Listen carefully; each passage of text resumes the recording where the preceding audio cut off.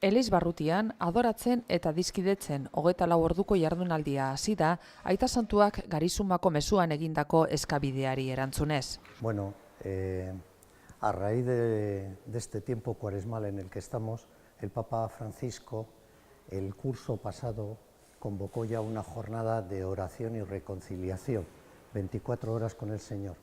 Como en el Carmen de Indautxu ya existe una capilla de adoración perpetua, consideramos que aquí podría ser el lugar para poder hacer esta jornada.